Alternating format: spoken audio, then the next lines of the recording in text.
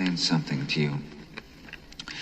Whenever you come in here and interrupt me, you're breaking my concentration. You're distracting me. And it will then take me time to get back to where I was. Understand?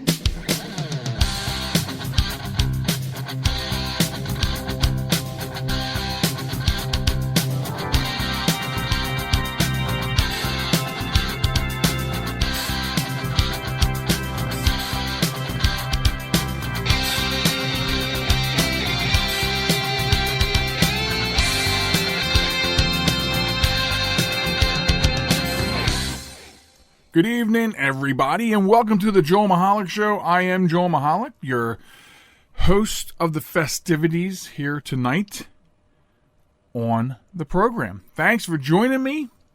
Appreciate you being here. I should mention that this has been recorded with the live studio audience. So, the chat room is not open today. My apologies. Scheduling things come up, but I want to make sure I'm here, that the show is here when we say the show is going to be here. When I say I'm going to be here, I want to be here. And so sometimes it's live and sometimes it's Memorex. And tonight is one of those nights. But I'm glad you're here. Very glad you're here. Thanks for tuning in. And if you want to get in touch with the show, find out more about me and the program, visit me at joelmichalec.com. That's where it's happening, man. joelmichalec.com. Facebook, I'm at JM Talk, and Twitter, I'm at WQYB Radio, the other outlets, because we can communicate on all these different social media platforms, right? So, again, thanks for being here. Remember, you can always stop by Spreaker.com. Link is also at joelmichalec.com. And you can listen on demand to all the previous programs. And that's where you can go if you want to listen to the audio. It's also available on iTunes, so you can listen on the go. And that's how we do that. So, welcome. Hello, everybody. And how are we doing this week? How are we doing this week? It's been a really long week. And I know some of my listeners out there can relate to just how long of a week this has been. And I'm sort of glad that it's over.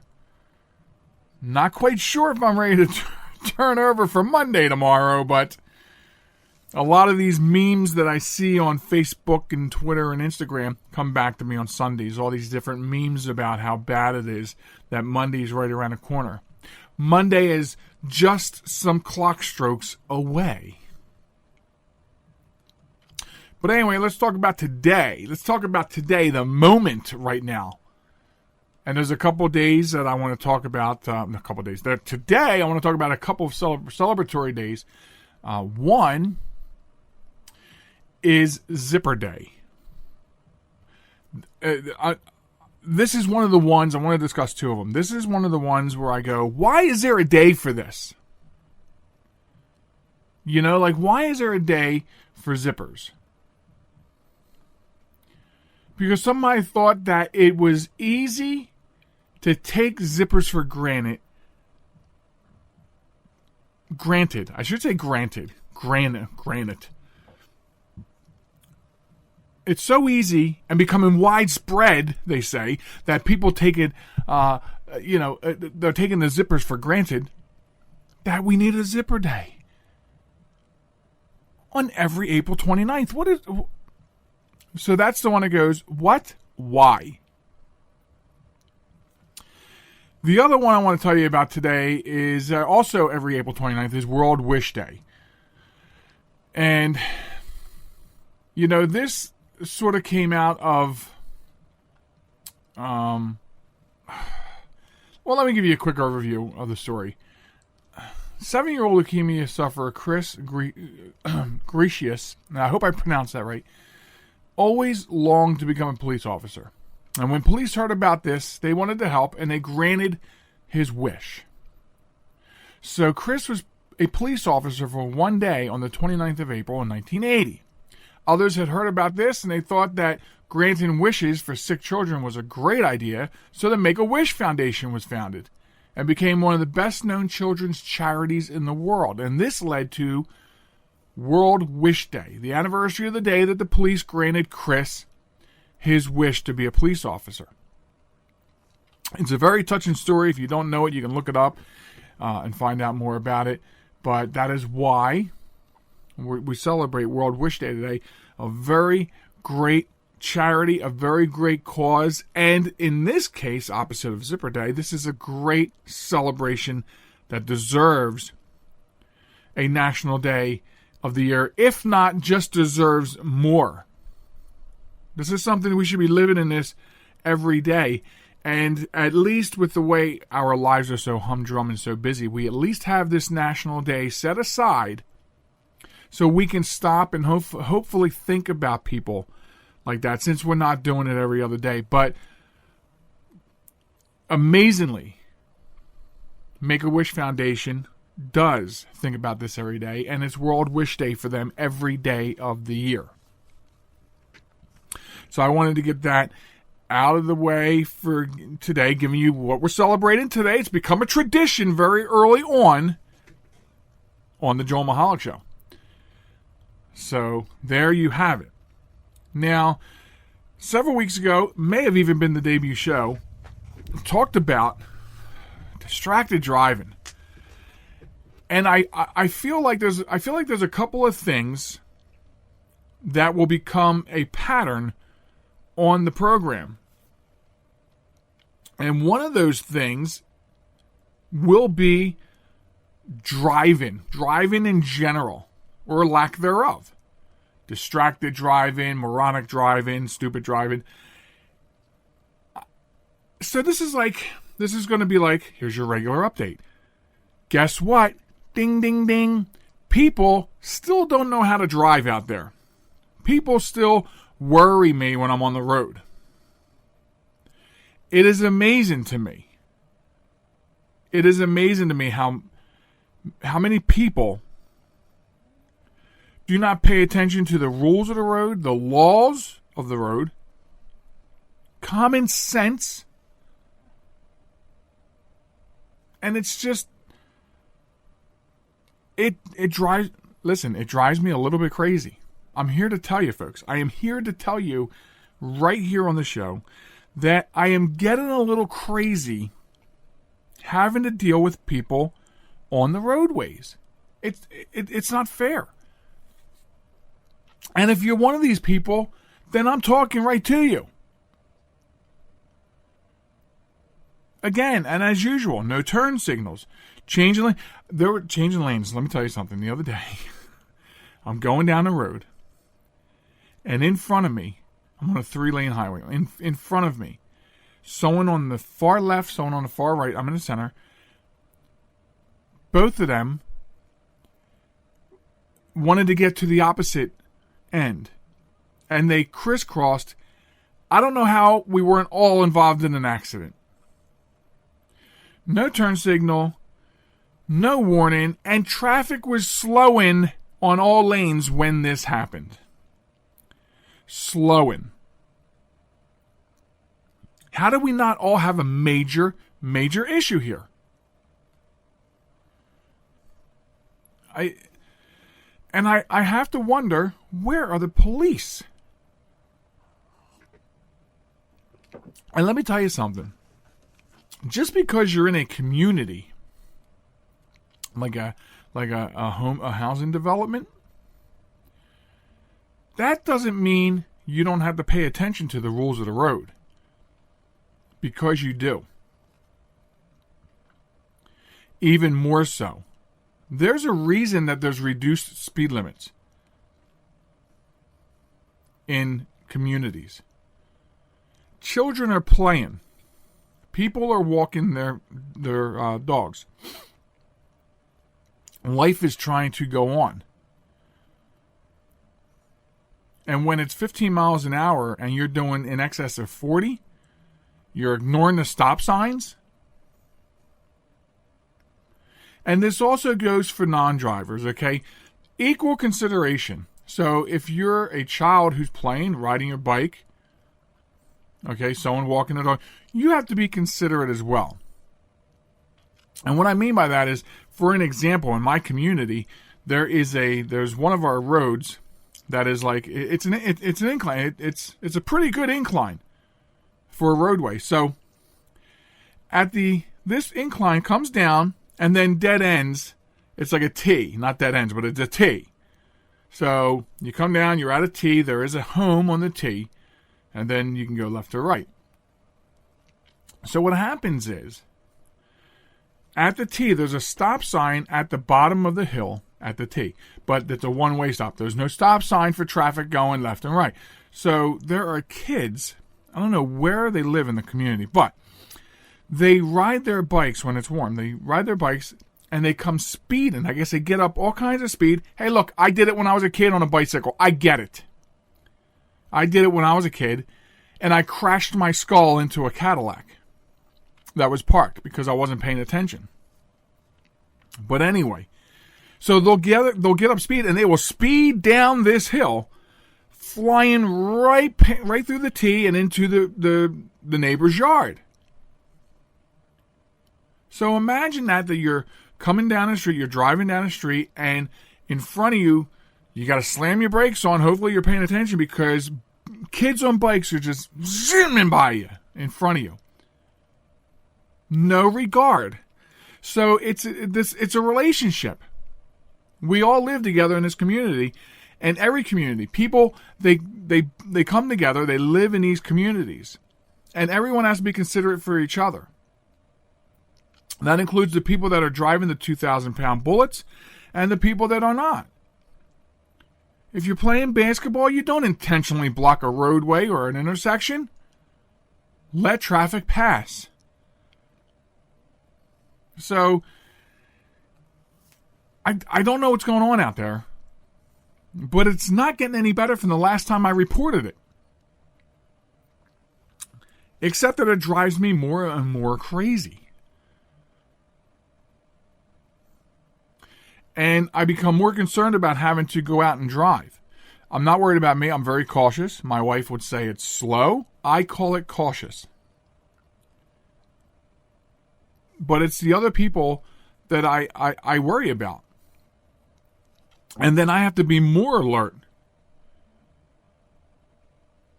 I'm sure people out there can relate, right? We have to be more alert to compensate for our driving and compensate for the people that aren't paying attention, the people that are texting or doing their hair, swerving. I was behind a guy the other day that was swerving. I know he was texting. He was all over the 2-lane blacktop in front of me. And so I slowed down. Because taking that extra caution, I don't want to be behind somebody who's gearing up to wipe out. I don't want them taking me with them.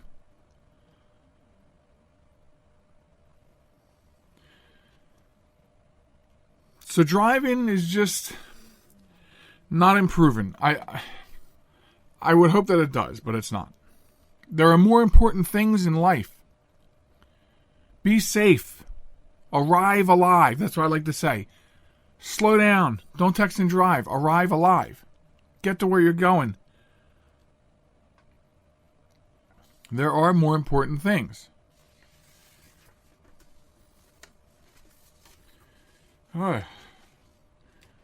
This past week, speaking of more important things, this past week, my wife and I met my wife's half-sister, whom she had never met. And if you're into genealogy, if you think it's really cool, I do. I really enjoy genealogy. I worked a big genealogy project for my father's side of the family. And then I collaborated with my aunt regarding my mother's side of the family. It's a lot of fun, and it's very emotional. You learn some things about your family. And I helped my wife with some of hers. She knew she had a half-sister. She was looking for her for a long time. Her half-sister was looking for her for a long time. And we finally actually got together and to meet last week. And it was really cool. These are important moments. And these are moments that you can't replace, so cherish them. Get those pictures, man. Cherish these moments. You know what? If you like genealogy, here's what you do. Find one of the elders in your family. You know, for me right now, I have a couple, my father's cousins. If your grandparents are still alive, even better. And have conversations with them. And ask them about the old days. I mean, it's fascinating the stories they tell you. It's fascinating. Seek out. Find your family. Seek them out. Make contact with them. Start building your family tree. Cherish these moments. Cherish these moments. It was a surreal experience. And I was glad that I was able to share in that moment with my wife. So, if you have an interest in it, I mean, you start chipping away and cracking at this and finding out this, and you just start uncovering all these awesome things.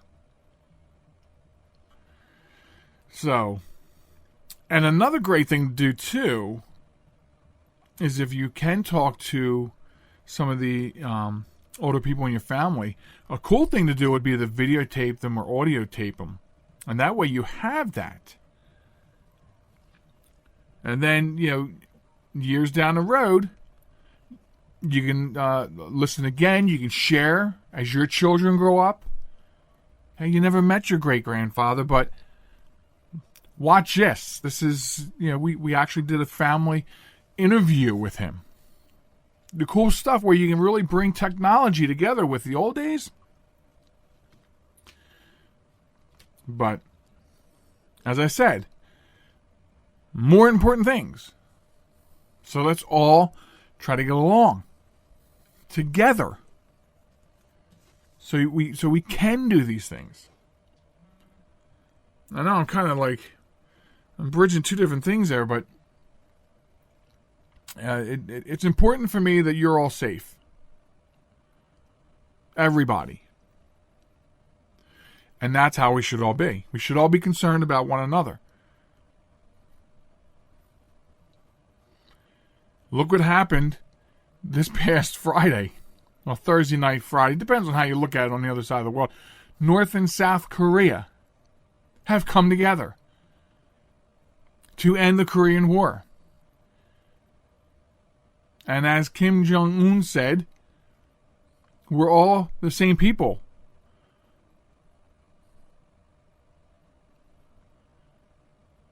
So that's a moment. Did you even know that? That's big news this week. Well, it should be bigger news, but unfortunately not everybody was giving it much more than a look, which I just don't even get that. But we're not here, believe me, we're not here to talk about the news media. But it is an important piece of history to share with you if you did not know that North and South Korea got together, the two leaders, they had a summit. And that's really something I didn't think I would see in my lifetime, based on what I know about the history over there. So cool stuff, right? Right, okay. Anyway. So, tonight on the program, we got coming up, I want to talk about kids, students, and clocks. Really weird stuff. And that's going to segue us into probably a couple different bullet points in one conversation. Also, I want to talk to you about something really interesting. If you stay in hotel rooms, you might want to hear about this. Hackers in hotel rooms, you're not going to like this. Plus, we have the Wombat of the Week coming up later on. That's something to look forward to. And all this and more coming up. But first, this break. This message is for all of you sitting in the passenger seat. And apologies if it gets a little uncomfortable, but how does it feel to be at the mercy of someone who thinks a random text is more important than your life? Someone who takes their eyes off the road while speeding along in a 3-ton hunk of steel. Freaky, right? Well, why not just ask them to stop? Or better yet, volunteer to text for them. It might be a little awkward, but believe me, you'll live. Learn more at stoptextstoprex.org. Brought to you by the Ad Council and the National Highway Traffic Safety Administration. Broadcasting from a crummy little studio in Baltimore, Maryland. This is Reality One Radio. You see why we need your donations?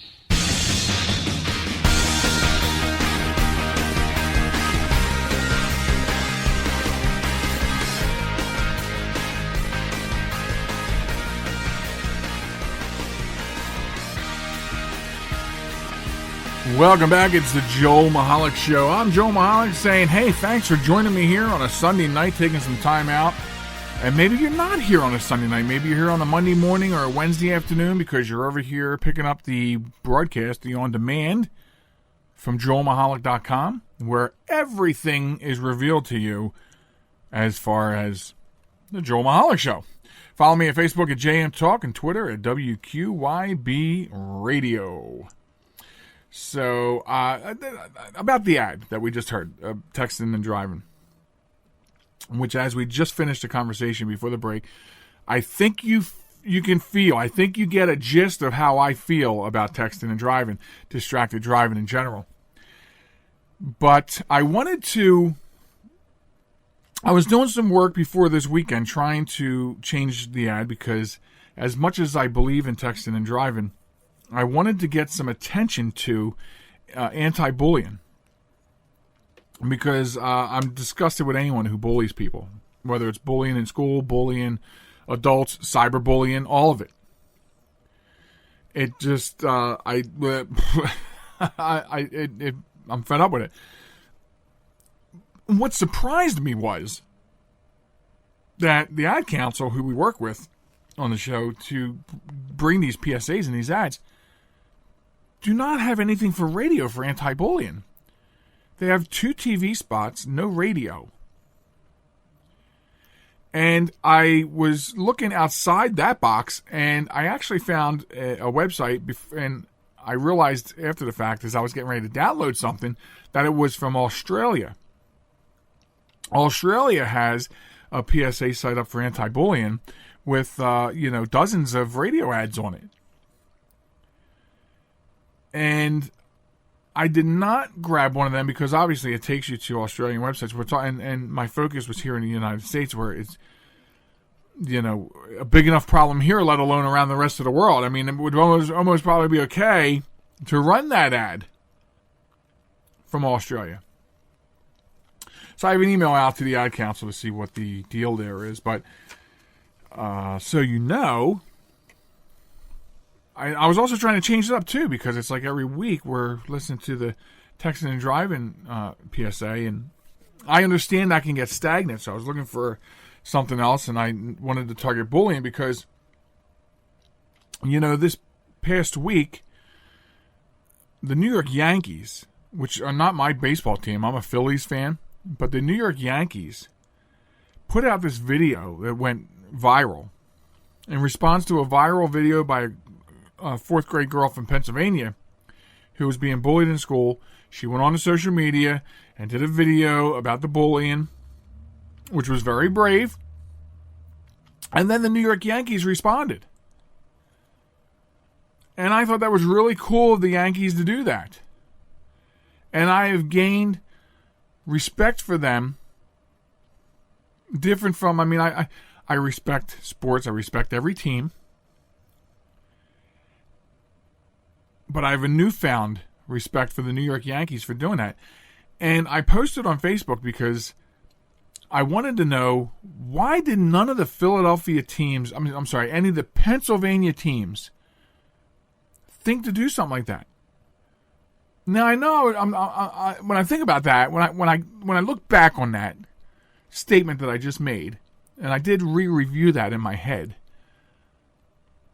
How would they know? I mean, this is just something really unique that the Yankees did.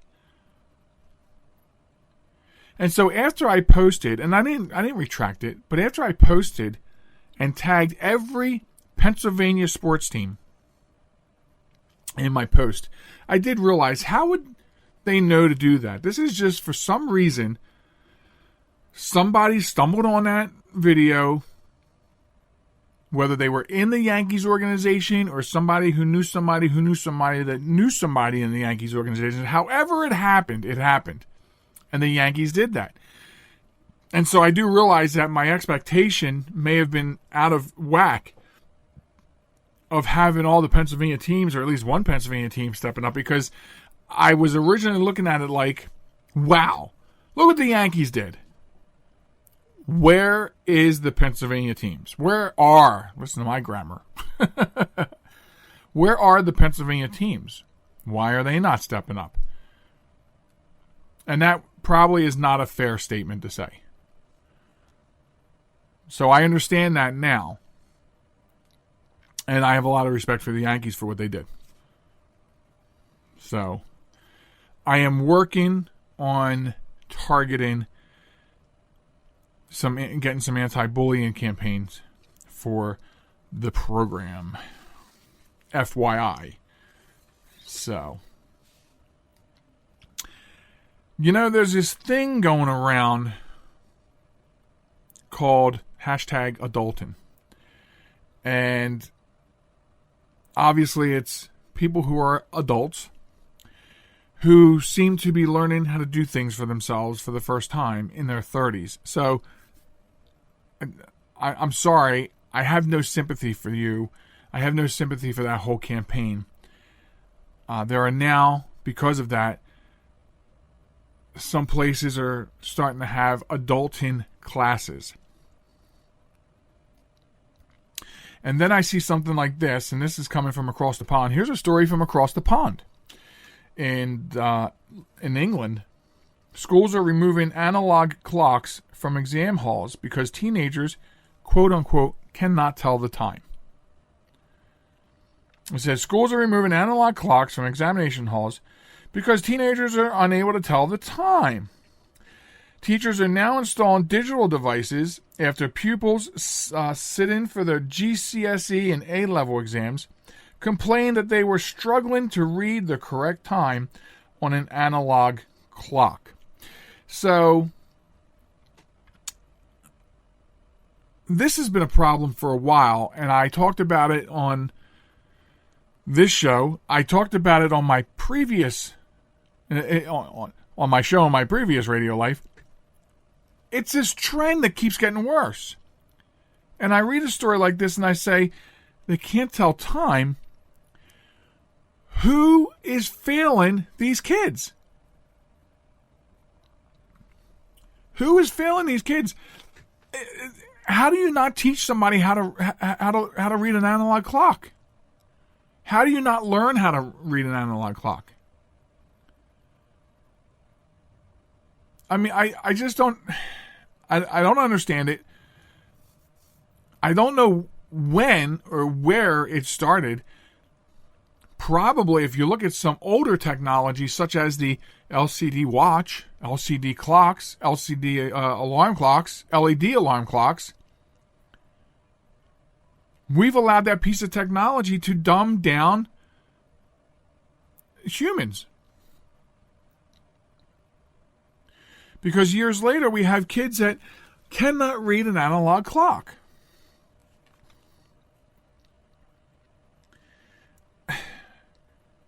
They're saying they want their students to feel as relaxed as possible. To me, that's another way of saying we want to coddle them instead of teaching them. Instead of getting rid of the clocks, why don't you teach them how to read an analog clock? It's not that hard. And maybe I feel like it's not that difficult because by nature I am a teacher. I like to teach. I was almost going to be a teacher. So maybe that has something to do with my nature. I don't know. But we can teach them how to read these clocks. This is just a sign of it getting worse and worse and worse. We have teenagers and young adults that can't open cans of food with a manual can opener. They can't read an analog clock. Can't operate a VCR. Can't peel a potato. Can't change the trash. Can't cook. And these are people that will, in one way or another, lead in 5, 10, 15 years. They'll be leading businesses. They'll be leading politics, guiding policy. And they can't change the roll of paper towels. Don't know how to do their laundry. We need to have home economic classes. We have to take the focus off of these aptitude tests and put the focus back on teaching. That's what we need to do. And I read a statistic not too long ago that said 38% of schools have done away with home economic classes. And meanwhile, we have this epidemic of teenagers and young adults that don't know how to do anything beyond using a cell phone, a mobile device, a game system, surfing the web. Can't drive. So what do? Do we teach them how to drive? Do we teach them how to drive and not use these devices, these smartphones and stuff while they're driving? No. We make cars that will self-park, self-drive, apply the brakes if you're not paying attention and it senses something. That has become the solution. Our kids are uncomfortable because they can't read these clocks. What do? Let's put digital clocks up so it spells it out for them. Cannot have them being challenged. These are the wrong responses to the problem. These are not solutions at all. This is craziness. And we have to do something about that. We have to turn the tables. And I am not being derogatory towards teachers. Teachers, hardworking people. I'm being derogatory towards the system. There used to be a time where teachers were allowed to teach, and now they can't. Their hands are tied by the system. These kids have to pass tests now. That's what they have to do. They have to pass tests. So we teach them less, and what we are putting all of our focus on is teaching them how to pass that test. Meanwhile, we have the dumbest kids in the world in this nation. And apparently, not just in this nation, England's not doing much better because their teenagers can't read analog clocks. I'm sorry. Boo-hoo, man. Boo-hoo. And they don't know how to do this and they don't know how to do that. And because of the way we made such radical changes and allow technology to get into their lives, kids today don't know all the things they don't know that there was only 3 or 5 channels on the television. They have no idea what a rabbit ear is. They have no idea of the enjoyment and frustration of adjusting rabbit ears until the picture came in so you can see it more clearly on the television. Kids today don't know about the first cable television remote controls, which was on a 15-foot wire. And it wasn't some nice little thin thing that was in the palm of your hand. It was the size of a half of a cereal box. Kids don't know what it meant to dial a phone that had a rotary instead of push button. Kids today don't know the joy of having to have a private telephone conversation by grabbing the phone in the kitchen that had the 50-foot coiled cord on it and go sit on the basement steps and shut the basement door. And that was your private conversation. You know, we've made technology is fine when it's useful. But I think technology has just gotten into too many areas where it makes life too simplistic.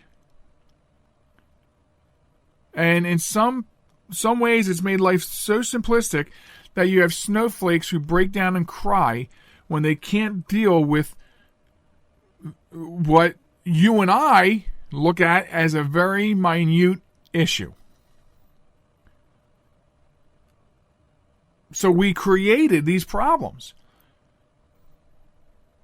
I often wonder if somebody would ever just say enough. Enough is enough with technology. Let's slow down. Let's slow down.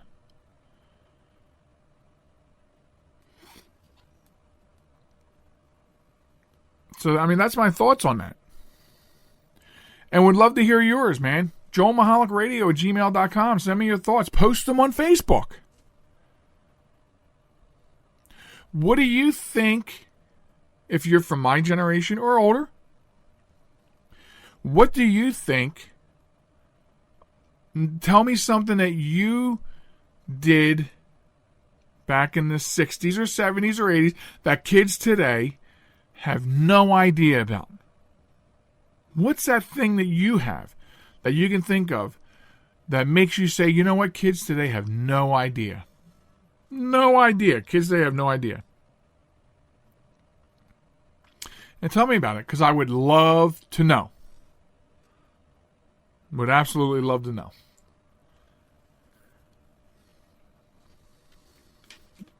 And then, obviously, this is something I think that we're going to open up more on the show about. Obviously, we're going to see more about it because I'm working on a web series geared right towards these types of young adults and teenagers. So we're going to have more conversation about this. We're going to talk more about this in various ways on the show. So we can revisit it, especially if I get your thoughts down too. So stop on by, post it on Facebook, send me an email. And that's how we do that. Okay, so where are we at now? Paper strewn all over the broadcast desk here. So when I come back from break, obviously later on we have Wombat of the Week coming up. And got a good one for you this week. Also, if I remember correctly, I think last week I said I had a joke. It's a little risque, but I heard it on the radio and I thought, wow, that's a really funny joke. So I will try to relay that to you. It's sort of like a mini story. So I'm going to tell you that because I promised it last week, I'm pretty sure. Also, I want to talk to you, speaking of technology, I want to talk to you briefly before Wombat about hackers in hotel rooms. And you're surely not going to like that. And that's all coming up right after this. So I use my computer every day. I'm not even sure how I get along without it. But I wasn't prepared for a virus. A Trojan, they called it. One night I'm cruising along, and the next night I can't do anything. I was afraid it was going to cost me a fortune. Boy, was I surprised. They had me back up and running the same day I called them. I really like PC Tech Rescue, and you know what? My wallet likes them too. Are you troubled by computer problems? PC Tech Rescue should be your very next call. Whether the problem is viruses, hardware, software, or any other issue, they can diagnose your problem and have you back up and running fast. With more than 25 years of industry experience, you can be sure you are getting dependable and affordable service. Call today, 484-429-6061, or email us at pctechrescue@gmail.com.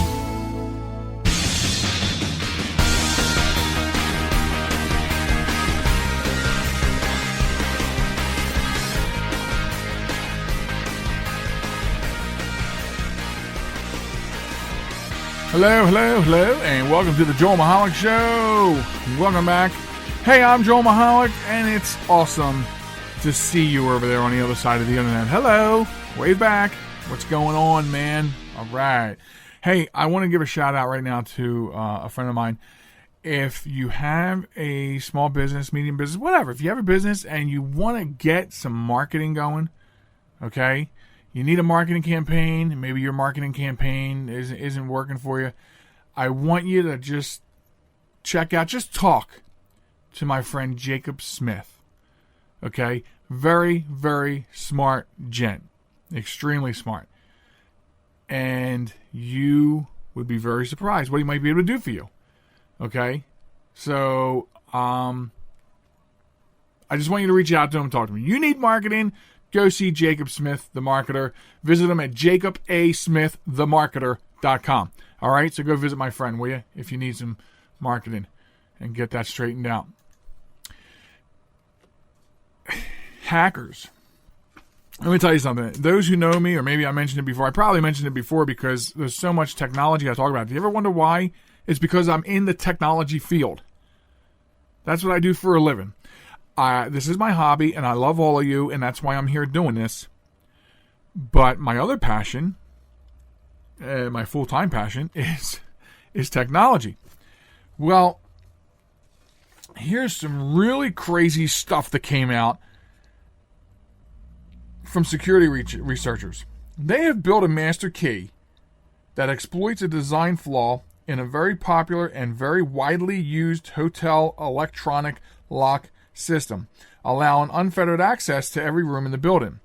So, let me put that in a different perspective for you. I'm going to watch my time here. Let me put that in a different perspective for you. Like anything else they hack and exploit, that means there's a flaw, okay? A security flaw in this package that over 90% of hotels use for these electronic locks on their doors. The lock system, known as Vision by Vingard and built by Swedish lock manufacturer Assa Abloy, is used in more than 42,000 properties in 166 countries, amounting to millions of hotel rooms, as well as garages, storage units. I mean, this software is not just for the electronic hotel key locks, it's for electronic locks.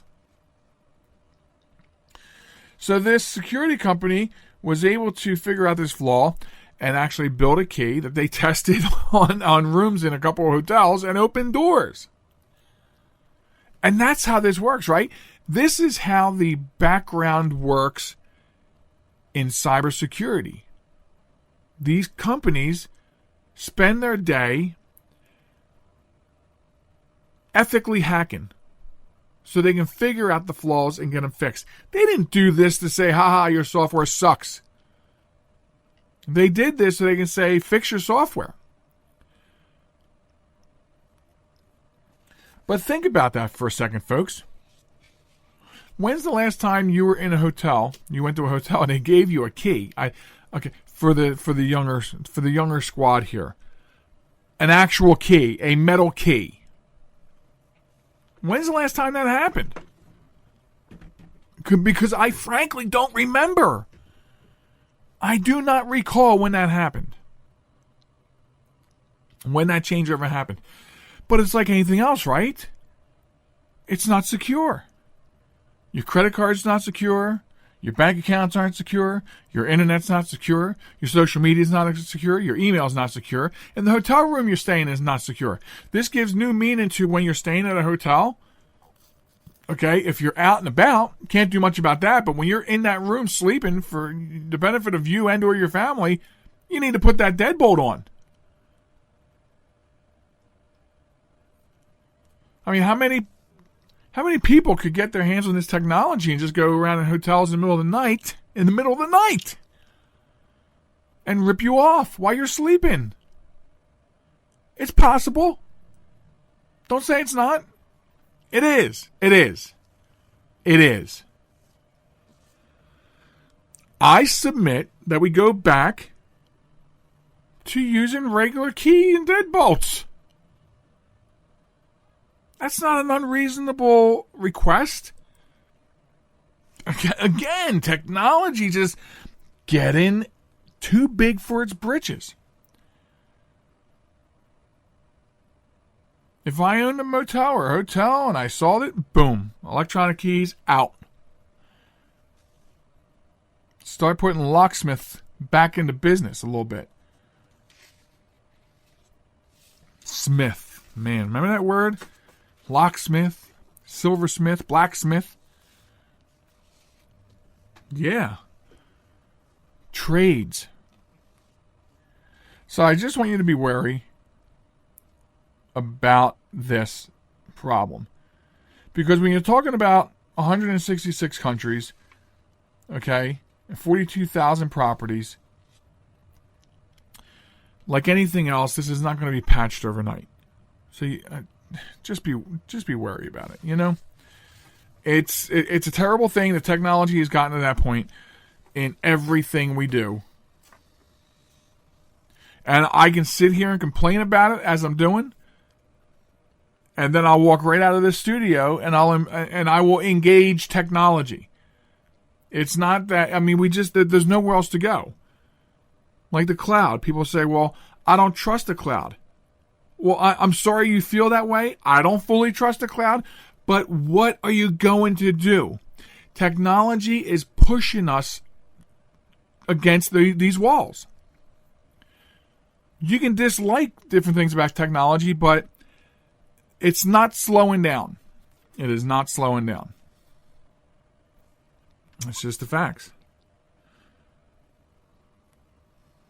So, okay. I've troubled you with scary stories about technology and stories about how we're failing the children and the youth. So before I do the Wombat of the Week, which is obviously stupid people doing stupid things, I told you I would tell you a joke last week. A risque joke. Not a dirty joke per se, but a risque joke. Let's see if I can remember how this goes. So this guy gets himself a new job at a deli. And so he comes home from work after the first day, and his wife says, well, dear, how did you like working at the deli? He says, I loved it. I really enjoy this work. I really like working at the deli. He says, but I do have an issue. She says, what? He says, I had this overwhelming feeling all day. I could not shake this urge to stick my penis into the pickle cutter. His wife says, whoa, what? She says, honey, you can't think like this. That's dangerous. He says, I know. She said, we got to get you some help. She says, we're going to get you some help. We're going to go see a psychiatrist. So they take him to a psychiatrist, and he says, what seems to be the problem? The guy says, well, doc, I've been working at this deli for about a week now. He says, and I've tried. I can't shake this urge. I want to stick my penis into the pickle cutter. And the doctor says, well, that's not good at all. He says, here's what we're going to do. First of all, I want you to take this prescription, get it filled. These pills will help. They'll help ease your mind. He says, here's a list of some mind over matter exercises I want you to practice. And he says, and I want you to see, and he sends him to a psychologist to talk about this problem. He says, and come back and see me in 2 weeks, and let's see how you've progressed. He says, okay, so him and his wife leave. 2 weeks go by. He comes back to the psychiatrist's office. And the doctor says, well, he says, how are things going? And the guy says, well, he says, doc, he says, I tried. He said, I took the pills. I did the mind over matter. He said, I tried. And it's just the urge has taken over, And I did it. I stuck my penis in the pickle cutter, the pickle slicer. The doctor grabs his face and says, "Oh my God." He says, "What happened?" The guy says, "Well, I got fired." And the doctor says, "No, I'm not talking about that." And he points down at his junk. He says, "I'm talking, what happened with the pickle slicer?" And he says, "Oh yeah, she got fired too."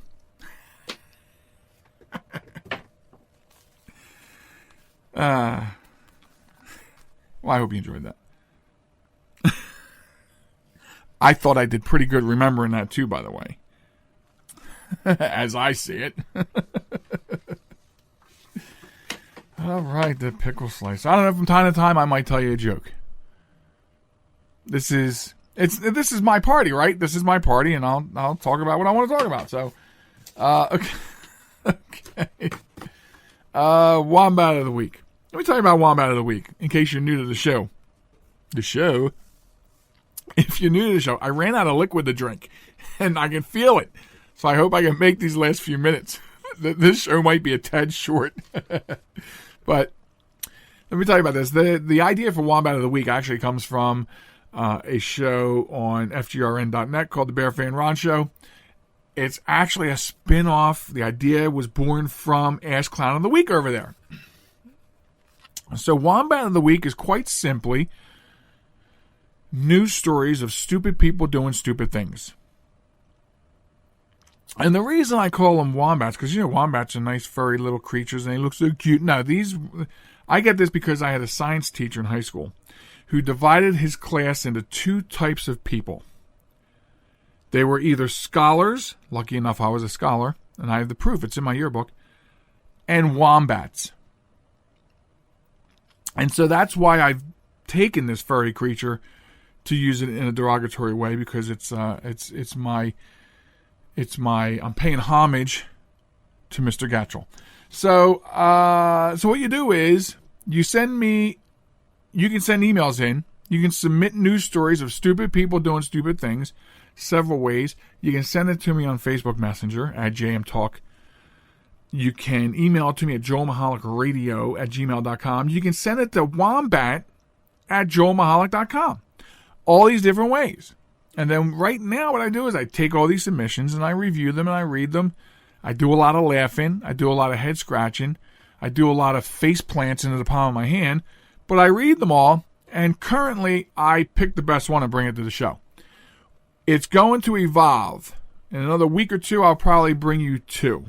Start doing double winners. What I would like to do, starting maybe in the fall, if we get enough people gathered on the live show in the chat room, we'll do like 3, and then I'll let you guys vote on the winner.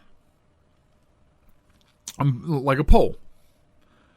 So that's the intent for that. But anyway, so here is this week's Wombat of the Week winner. Canadian who posted drug smuggling trip on Instagram, sentenced. How about that? I don't understand people. I really don't. One of the 2 Canadian women who documented a lavish cruise trip to Australia on Instagram as a front for smuggling cocaine has been sentenced to at least 4.5 years in prison. Melina Roberge, along with 2 accomplices, had embarked on a round-the-world cruise taking in a number of exotic locations before the 210-pound haul was discovered on their cruise ship when it docked in Sydney. Roberge broke down in tears as the sentence was read out. "I was meant to just be there and look like I was on holiday and look like a cover for everyone else," says the 24-year-old Canadian. "I am really sorry. I should have thought about the consequences and not what I would have gotten for it." So, this is what I don't understand. And this is not the first time in either Ask Clown of the Week or Wombat of the Week that somebody who posted on social media, any social media platform, their wrongdoings as they were doing them, ended up getting snagged. The stupidity of it all is overwhelming. Why, if you are committing some sort of crime, would you document it on Facebook, Instagram, Twitter, or whatever else? Why would you do that? Do you think the arm of the law, The arm of the law is that short? Because it's not. Another big piece that came out this week, if you're paying attention, they caught the Golden State Killer 40 years later. And they did it with DNA. They took DNA from one of the investigations way back when, and they found a way to pair it up using technology with somebody they felt really strongly about. Turned out to be an ex-cop. But what I'm saying is, I'm just using that example. I'm not saying that example, like, you know, obviously, if you're committing a crime, you're leaving DNA. If you're killing and raping people, you're leaving DNA. What I'm talking about is, today with technology and law enforcement, the arm of the law has gotten much longer. It has gotten much longer.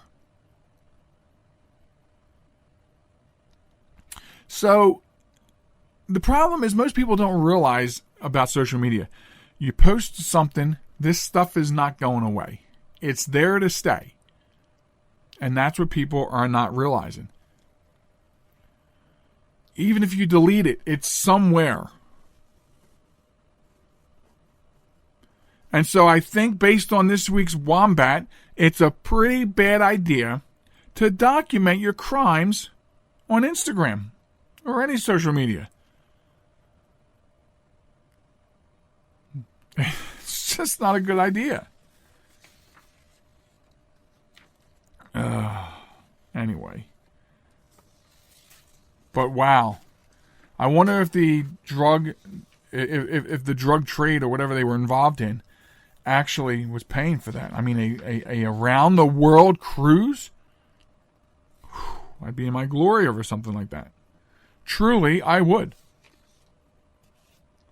So, there you have it, folks. That's your Wombat of the Week. And send me your submissions at wombat@joelmichalec.com. And that way, maybe yours will make it to the air.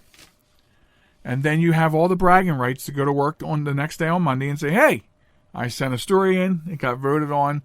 I am the king this week of Wombat of the Week. Hashtag WOTW. So, there you have it. And if you're going to post it on the Facebook page, hashtag it that way, please. WOTW. Wombat of the Week. So that way it'll make it easier for us to find it. Okay, so let's see. Just got done talking so much about the social media and the website and all. I'm not sure how to close out, but I am gonna close out. So I'm gonna remind you about Facebook at JM Talk, about Twitter at WQIB Radio, and the website joelmichalec.com. And remember, you can go there. Right on the front page is where the shows are listed, the past shows, the present show that's running now. And you can also use that player as a link back to Spreaker so you can share episodes, download them, put them on disk. Click the share button and share them to your friends, share them to your enemies.